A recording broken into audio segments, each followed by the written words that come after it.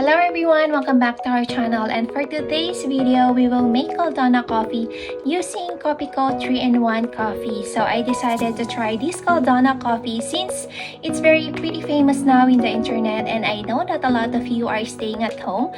So I thought this is a fun activity for you and your family because it's super easy to make and you only need 3 ingredients to make. So let's get started. We need 2 sachets of Kopiko 3-in-1 coffee mix.